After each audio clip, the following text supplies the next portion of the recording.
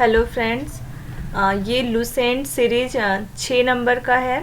Last class हम लोग विषाणु वायरस तक पढ़े थे और आर.एच. व्हिटेकर ने 5 जगत के बारे में बताया था। उसमें से पहला जगत था मोनेरा जगत, वहीं से स्टार्ट हो रहा है मोनेरा जगत। ये मोनेरा जगत के जो जितने भी जीव हैं वो किस कैटेगरी में आते हैं, तो प्रोकैरियोटिक जीवों की कैटेगरी में आते हैं। और प्रोकैरियोटिक और यूकैरियोटिक 2 कैटेगरी बताए थे जीवों के लिए।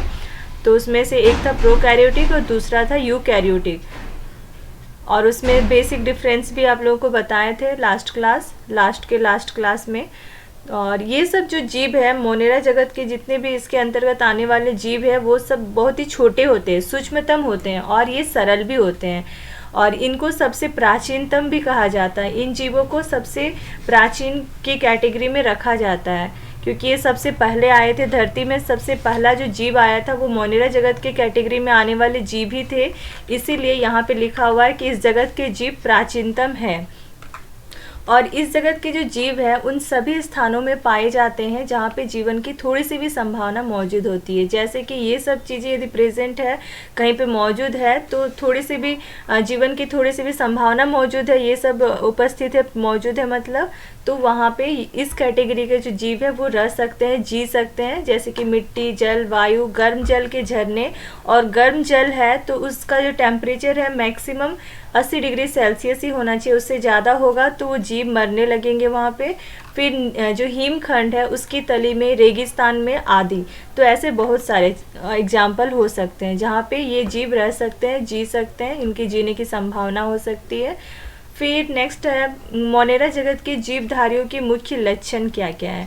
तो पहला लक्षण है कि ये प्रोकैरियोटिक कैटेगरी में आएंगे, और इसका मतलब हो रहा है कि कोशिका में जो आनुवांशिक पदार्थ है किसी झिल्ली द्वारा बंधा नहीं होता बल्कि जीव द्रव्य में बिखरा पड़ा रहता है। तो ये ऐसा इसलिए बोल रहा है क्योंकि प्रोकैरियोटिक में केंद्रक जो रहता है, केंद्रक की जो झिल्ली रहती है चारों ओर, वो इसमें विकसित नहीं रहती है इस कैटेगरी के जीवों में, जिसकी वजह से जो केंद्रक के अंदर का केंद्रक द्रव्य है और पूरा का पूरा जो कोशिका के अंदर का जो कोशिका द्रव्य, जीव द्रव्य या कोशिका द्रव्य है, ये दोनों ही आपस में मिल जाते हैं कोई बीच में केंद्रक झिल्ली नहीं रहने की वजह से। तो इस तरह से जीव द्रव्य में बिखरा पड़ा रहता है। तो इस तरह इसीलिए बोला जा रहा है इसको कि ये बिखरा पड़ा रहता है। दूसरा पॉइंट है, इसकी मुख्य लक्षण ये है कि इनकी जो कोशिका भित्ति है अत्यंत सुदृढ़ है, बहुत ही अच्छा होता है इनका कोशिका भित्ति। इसमें पॉलीसैकेराइड्स के साथ एमिनो एसिड भी होता है, तो इसमें पॉलीसैकेराइड्स के साथ एमिनो अम्ल भी होता है, उपस्थित होता है। तीसरा पॉइंट, इसकी जो केंद्रकीय झिल्ली है वो अनुपस्थित होता है, जैसे कि फर्स्ट पॉइंट के टाइम ही बताया कि केंद्रक का जो झिल्ली है उसके चारों ओर का जो आवरण है, केंद्रक के चारों ओर का आवरण, वो आपका विकसित नहीं रहता यानी अनुपस्थित रहता है। और बहुत सारे कोशिका के अंग भी जो भी प्रोकैरियोटिक कैटेगरी के जीव हैं उनमें बहुत सारे कोशिका के अंग भी उपस्थित नहीं रहते हैं, जैसे कि चौथा नंबर पॉइंट में बताया गया माइटोकॉन्ड्रिया, गोल्जी काई, रिक्तिका, ये भी इसमें अनुपस्थित रहते हैं। पांचवा पॉइंट है कि ये प्रकाश संश्लेषी, रसायन संश्लेषी या परपोषी होते हैं। तो ये अपना पोषण करने के लिए ये 3 तरीका है इनके पास, इन तीनों तरीकों के माध्यम से अलग अलग जीव अपना पोषण करते हैं, प्रकाश संश्लेषी के द्वारा भी, रसायन संश्लेषी या तो परपोषी। तो रसायन संश्लेषी और परपोषी तो दूसरों पे डिपेंड होकर अपना भोजन ग्रहण करते हैं, पोषण लेते हैं। प्रकाश संश्लेषी तो सूर्य के प्रकाश की उपस्थिति में अपना भोजन बनाते हैं। उसके बाद आता है लास्ट पॉइंट है मुख्य लक्षण में कि कुछ सदस्यों में, ये जो इस कैटेगरी के जो जीव है उनके कुछ सदस्यों में वायुमंडलीय नाइट्रोजन के स्थिरीकरण यानी फिक्सेशन ऑफ एटमॉस्फेरिक नाइट्रोजन की क्षमता पाई जाती है।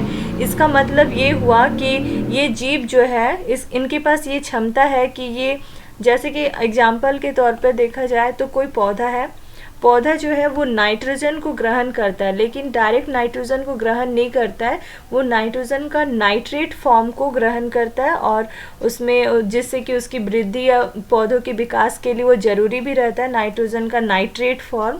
तो इस तरह से ये वायुमंडलीय नाइट्रोजन का स्थिरीकरण कर रहा है, नाइट्रोजन को नाइट्रेट में बदलने का ये क्षमता इन कुछ जीवों में रहता है जो कि मोनेरा जगत की कैटेगरी में आता है। फिर आपका अमोनिया भी NH4 हो गया, उसमें भी नाइट्रोजन की मात्रा है।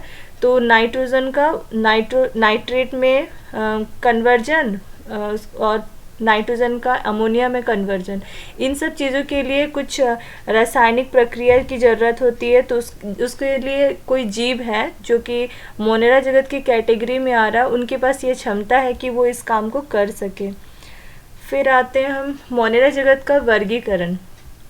मोनेरा जगत को आप क्लासिफाई कर रहे हैं, क्लासिफिकेशन ऑफ मोनेरा किंगडम। तो अध्ययन की सुविधा की दृष्टि से जो भी इस जगत है ना, इसको 4 भागों में बांटा गया है। पहला जगत में जीवाणु को रखा गया है, बैक्टीरिया को, जो कि वास्तव में पौधे नहीं होते हैं, और इनकी जो कोशिका भित्ति है, सबसे बाहर का जो कठोर आवरण है, उसका रासायनिक संगठन भी किसी पौधे की जो कोशिका है, पादप कोशिका है, उसके रासायनिक संगठन से बिल्कुल अलग होता है। नाम कोशिका भित्ति, दोनों में कोशिका भित्ति बोल रहे हैं, लेकिन इसका जो रासायनिक संगठन होगा वो अलग होगा यदि हम किसी पादप कोशिका के कोशिका भित्ति से कंपेयर करेंगे तो। यद्यपि कुछ जीवाणु भी क्या करते हैं, प्रकाश संश्लेषण करने में सक्षम होते हैं, लेकिन उनमें जो विद्यमान बैक्टीरियो क्लोरोफिल उपस्थित होता है। पौधों में क्या उपस्थित होता है, क्लोरोफिल उपस्थित होता है। उसी तरह से जीवाणु या बैक्टीरिया में बैक्टीरियो क्लोरोफिल उपस्थित होता है, और जिसकी मदद से पौधों की तरह ही ये भी अपना प्रकाश संश्लेषण, अपना भोजन बनाते हैं, लेकिन इन दोनों का जो तरीका है वो अलग होता है, बिल्कुल भिन्न होता है। दोनों का जो क्लोरोफिल है, पौधों में उपस्थित क्लोरोफिल से बैक्टीरिया में उपस्थित बैक्टीरियो क्लोरोफिल जो है वो बिल्कुल अलग होता है, लेकिन उसकी तरह ही ये भी अपना प्रकाश संश्लेषण का काम करते हैं और अपना पोषण खुद करते हैं। कुछ ऐसे बैक्टीरिया भी हैं। फिर दूसरा टाइप है मोनेरा जगत के एक्टिनोमाइसीटीज। इन्हें क्या करते हैं और क्या कहा जाता है, कवकसम जीवाणु भी कहते हैं। तो एक्टिनोमाइसीटीज जो है उसको और क्या नाम से जाना जाता है, तो कवकसम जीवाणु भी कहा जाता है। और ये वे जीवाणु होते हैं जिनकी रचना कवक जाल के समान तंतुवत या शाखित होती है। तो इनका जो रचना होता है वो भी आपका वैसे ही रहता है, कवक के जैसा जाल होता है, उसी के जैसा इधर उधर शाखा ब्रांचेस जैसा रहता है, जिसकी वजह से इसका नाम भी वैसे ही है, कवकसम जीवाणु भी इसको कहा जाता है। पहले इन्हें कवक माना जाता था, पहले इन्हें, अभी जैसे कि ये मोनेरा जगत के कैटेगरी में आ रहा है, कवक तो खुद एक कैटेगरी है। तो इस जो एक्टिनोमाइसीटीज है इसको पहले कवक की कैटेगरी में रखा जाता था, इसलिए उसको पहले कवक माना जाता था। लेकिन अब ये क्या है, एक आपका मोनेरा जगत की कैटेगरी में है और एक जीवाणु के अंतर्गत इसको रखा जा रहा है। परंतु प्रोकैरियोटिक कोशिकीय संगठन के कारण इन्हें अब जीवाणु माना जाता है। रीज़न क्या है कि क्यों इसको जीवाणु माना जा रहा है, क्योंकि इसमें भी जो केंद्रक झिल्ली है वो उपस्थित नहीं होता है, जिसकी वजह से ये प्रोकैरियोटिक है और कोशिकीय संगठन है, जिसकी वजह से इसको एक जीवाणु की कैटेगरी में रखा गया है। स्ट्रेप्टोमाइसीज इस समूह का एक महत्वपूर्ण वंश है। तो इस समूह का अलग अलग वंश होगा, जिसमें से एक वंश क्या है, स्ट्रेप्टोमाइसीज भी इसका एक महत्वपूर्ण इंपॉर्टेंट वंश है। कवकसम जीवाणु की अनेक प्रजातियों से, अनेक जातियों से विभिन्न प्रकार के प्रतिजैविक या एंटीबायोटिक्स प्राप्त किए जाते हैं। तो ये जो एंटिनोमाइसीटीज है, कवकसम जीवाणु है, इस जीवाणु की अनेक जातियां हैं और वो अनेक जातियों से अलग अलग प्रकार के एंटीबायोटिक्स या प्रतिजैविक प्राप्त किए जाते हैं। तीसरा जो इसका क्लासिफिकेशन है वो है आर्कीबैक्टीरिया। ऐसा माना जाता है कि ये प्राचीनतम जीवधारियों की प्रतिनिधि है। तो ये आर्कीबैक्टीरिया जो है सबसे पुराने जीवधारियों के प्रतिनिधि है, और इसलिए इनका नाम आर्की अर्थात बैक्टीरिया रखा गया है, इसलिए इन्हें प्राचीनतम जीवित जीवाश्म कहा जाता है। तो इस तरह से आर्कीबैक्टीरिया को और क्या कहा जाता है, प्राचीनतम जीवित जीवाश्म भी कहा जाता है। जिन परिस्थितियों में ये निवास करते हैं उनके आधार पर आर्कीबैक्टीरिया को 3 समूहों में बांटा गया है। तो जिस माहौल में ये लोग जीवन जीते हैं आर्कीबैक्टीरिया, तो उसके आधार पर इसको 3 भागों में बांटा गया। एक है मेथेनेजोन, फिर दूसरा है हेलोफाइल्स, तीसरा है थर्मो एसिडोफाइल्स। फिर चौथा जो आपका इस कैटेगरी में चौथा टाइप है साइनोबैक्टीरिया या सियानोबैक्टीरिया। तो ये साधारणतः प्रकाश संश्लेषी फोटोसिंथेसिस जीवधारी होते हैं। ये पौधों की तरह ही सूर्य के प्रकाश की उपस्थिति में अपना भोजन बनाते हैं, अपना पोषण लेते हैं। तो इस तरह से ये प्रकाश संश्लेषी जीवधारी की कैटेगरी में है और इन्हें पृथ्वी का सफलतम जीवधारियों का समूह माना जाता है। तो यदि एग्जाम में आता है कि पृथ्वी का सबसे सफल जीवधारियों का समूह कौन है, तो सियानोबैक्टीरिया है। और संरचना के आधार पर इनकी कोशिकाओं की मूलभूत संरचना शैवालों की अपेक्षा जीवाणुओं से अधिक समानता रखते हैं।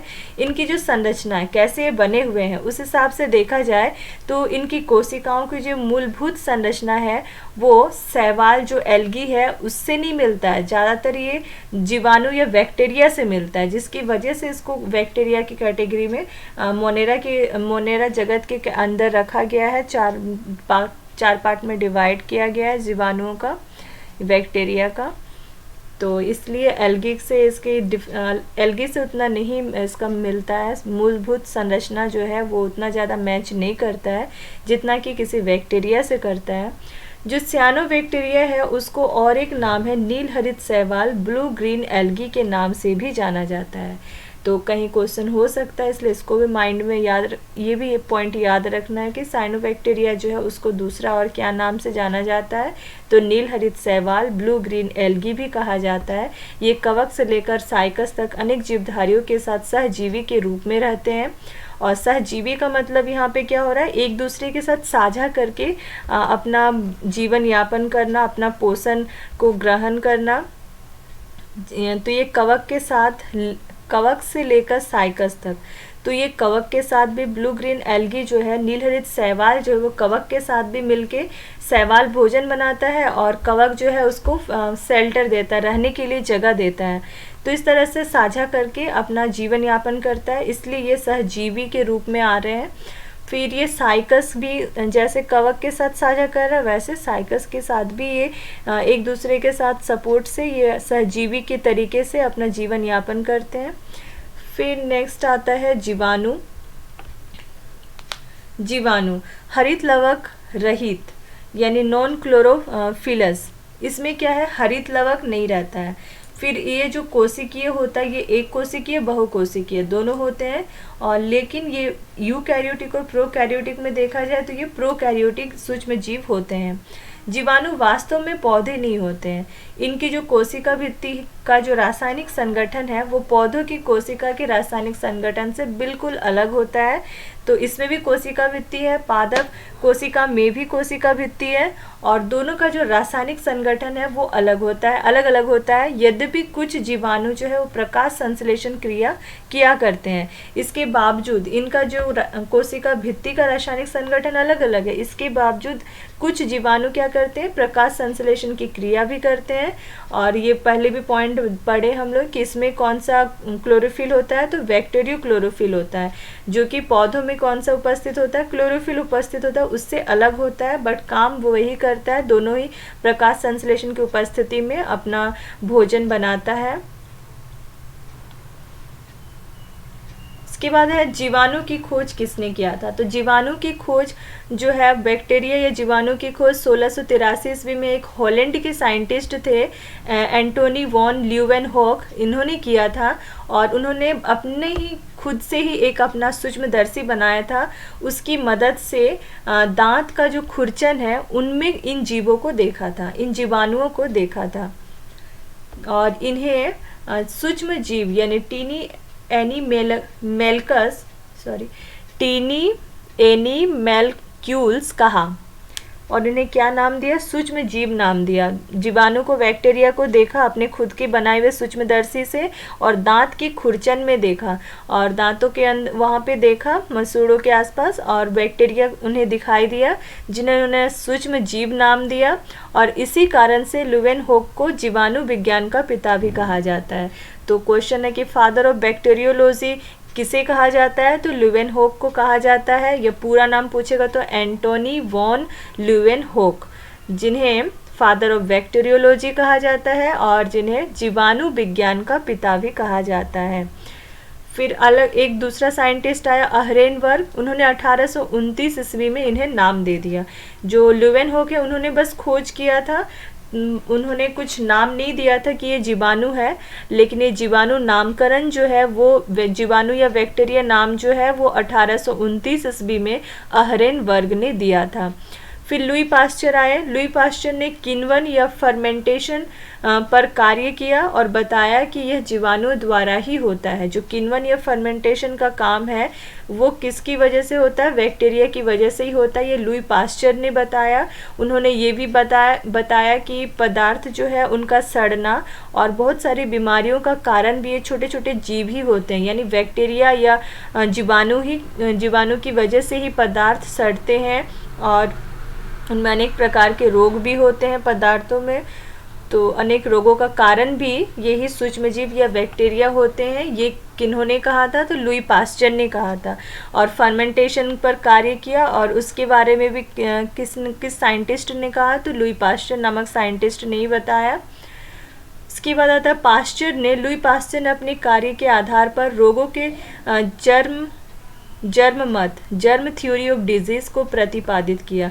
एक थ्योरी आ गया रोगों के जर्म मत या जर्म थ्योरी ऑफ डिजीज। तो ये जो थ्योरी दिया है वो किन्होंने दिया? तो लुई पास्चर ने दिया। फिर आया रॉबर्ट कोच। रॉबर्ट कोच ने 1881 ईस्वी में सिद्ध किया कि चौपायों में होने वाले जो एंथ्रेक्स रोग है, चौपाई मतलब जिनके 4 पैर हैं, वैसे जानवर, उनमें कौन सा बीमारी? एंथ्रेक्स जो रोग है वो। और मनुष्यों में आपका ट्यूबरकुलोसिस यानी तपेदिक रोग, और मनुष्यों में हैजा भी होता है, कोलेरा रोग। इन सब का कारण जो है कौन है? जीवाणु है, एक बैक्टीरिया ही है। रॉबर्ट कोच ने बताया 1881 ईस्वी में। और रॉबर्ट कोच ने सबसे पहले जीवाणु का एक कृत्रिम संवर्धन आर्टिफिशियल कल्चर किया। तो जीवाणु का कृत्रिम संवर्धन किन्होंने सबसे पहले किया? तो रॉबर्ट कोच ने किया। लिस्टर ने जीवाणु के संबंध में प्रतिरोधी मत एंटीसेप्टिक थ्योरी प्रस्तुत किया। एक दूसरा थ्योरी आ गया प्रतिरोधी मत या एंटीसेप्टिक थ्योरी। ये किन्होंने प्रस्तुत किया जीवाणु के संबंध में? तो लिस्टर ने किया। इससे पहले एक थ्योरी देखिए रोगों के जर्म मत यानी जर्म थ्योरी ऑफ डिजीज, ये लुई पास्चर ने दिया। फिर रॉबर्ट कोच ने क्या कहा 1881 ईस्वी में? तो जो भी 4 पैर वाले जो भी जानवर हैं, चौपाई हैं, उनमें एक बीमारी होती है एंथ्रेक्स रोग और इंसानों में होती है ट्यूबरकुलोसिस और कोलेरा। तो ये दोनों बीमारी और एंथ्रेक्स रोग, ये तीनों जो रोग हैं वो बैक्टीरिया या जीवाणु की वजह से होता है। ये रॉबर्ट कोच ने कहा 1881 ईस्वी में।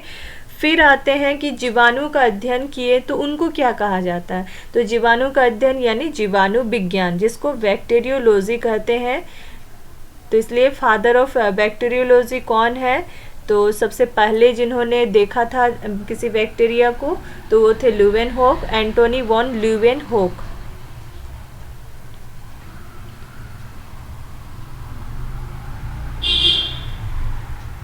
प्राप्ति स्थान ओकरेंस। जीवाणु जो है बहुत ही छोटे होते हैं और प्राय सभी जगह पर पाए जाते हैं। ये अनुकूल प्रतिकूल दोनों ही परिस्थितियों में पाए जाते हैं। ये मानव द्वारा सांस लेने की हम जो सांस ले रहे हैं वायु में भी उपस्थित होते हैं। पीने का जो पानी है उसमें भी बैक्टीरिया उपस्थित होता है। जो भोजन हम लोग कर रहे हैं उसमें भी मौजूद होता है। तो ये मिट्टी में इस तरह से सभी जगह मौजूद होता है। कुछ बैक्टीरिया हमारे लिए सही होता है हमारे सेहत के लिए, और कुछ बैक्टीरिया हमारे सेहत के लिए ख़राब होता है, जिसकी वजह से तबीयत खराब होता है। फिर ये मिट्टी में दूसरी जीवित वस्तुओं में और मृत जैव पदार्थों में भी उपस्थित रहते हैं। तो जीवाणु या बैक्टीरिया जो है मिट्टी में भी उपस्थित रहते हैं। दूसरा कोई जीवित वस्तु है, जीवित कोई जीव है उसमें भी, और कुछ मृत जैव पदार्थ है उसमें भी ये उपस्थित रहते हैं। तो मानव के मुख में भी, हमारे जो मुख है, मुख में भी अनेक प्रकार के जीवाणु पाए जाते हैं।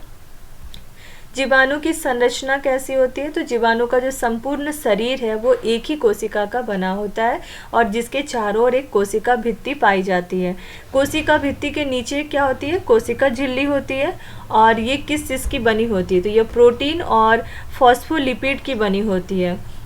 कोशिका झिल्ली किसकी बनी होती है? प्रोटीन की और फॉस्फोलिपिड की बनी होती है। इसके कोशिका द्रव्य में किस किस चीज़ का अभाव रहता है? तो हम लोग जानते हैं कि मोनेरा जगत में कुछ कुछ कोशिका के अंग नहीं होते हैं, विकसित नहीं होते हैं। तो उसमें माइटोकॉन्ड्रिया, फिर अंतर्द्रव्य जालिका और अन्य विकसित कोशिका का अंग जो है उनका अभाव रहता है। इनमें केंद्रक भित्ति तथा क्रोमोसोम का भी अभाव रहता है, केंद्रक झिल्ली भी नहीं रहती, तो केंद्रक भित्ति भी नहीं और क्रोमोसोम्स भी नहीं रहते हैं एक बैक्टीरिया में, एक जीवाणु में। इनमें प्राथमिक प्रकार का केंद्रक पाया जाता है। जो प्राथमिक प्रकार का केंद्रक है, जो अच्छी तरह से विकसित नहीं रहता है, वो केंद्रक पाया जाता है, जिसको हम लोग न्यूक्लियाइड बोलते हैं, न्यूक्लियाइड बोलते हैं। और जीवाणुओं में रोम तथा कशाभिका भी पाए जाते हैं। इसमें क्या क्या पाया जाता है? रोम और कशाभिका, जिसकी मदद से वो आगे बढ़ते हैं, मतलब एक जगह से दूसरे जगह जाते हैं बैक्टीरिया, तो गमन करते हैं, अपना पोषण लेते हैं, किसी चीज़ को अपनी ओर खींच के, छोटे छोटे जीवों को खींच के अपना पोषण भी ले लेते हैं। प्रजनन की प्रक्रिया भी इसी तरीके से हो जाती है, रोम और कशाभिका की मदद से हो जाता है। इस तरह से रोम और कशाभिका के मदद से जो एक बैक्टीरिया जीवाणु जो है गमन कर सकता है, पोषण ले सकता है और प्रजनन की कार्य को भी कर सकता है। देखिए, ये है एक जीवाणु या बैक्टीरिया कोशिका की संरचना।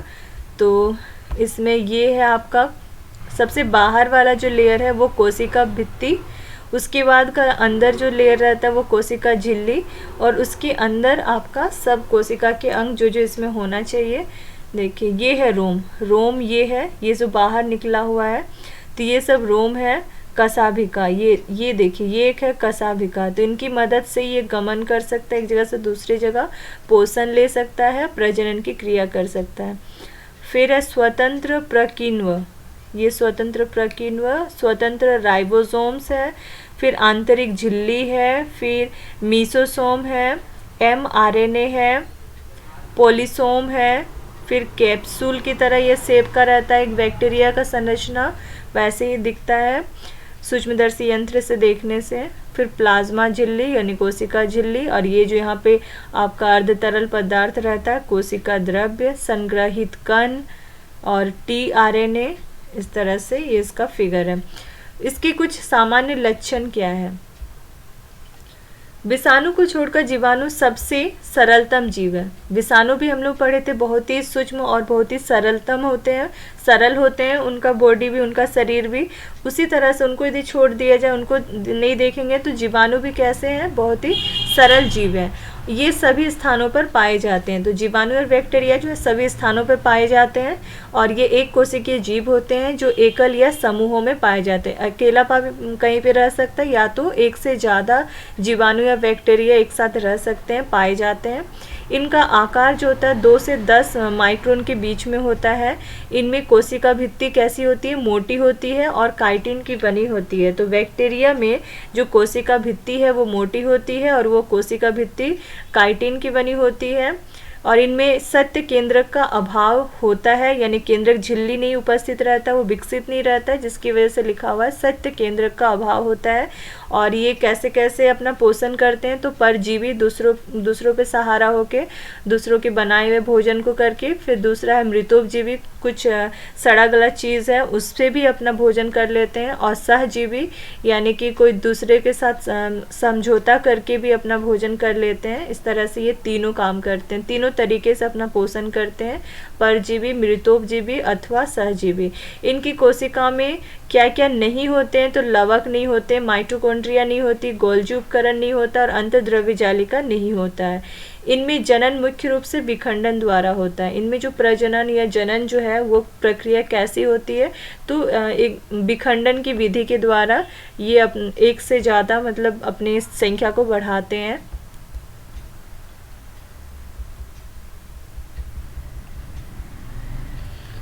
आज के लिए इतना ही रखते हैं। नेक्स्ट हम लोग जीवाणु या बैक्टीरिया के शेप के बारे में पढ़ेंगे कि किस किस प्रकार के किस किस शेप में ये पाए जाते हैं।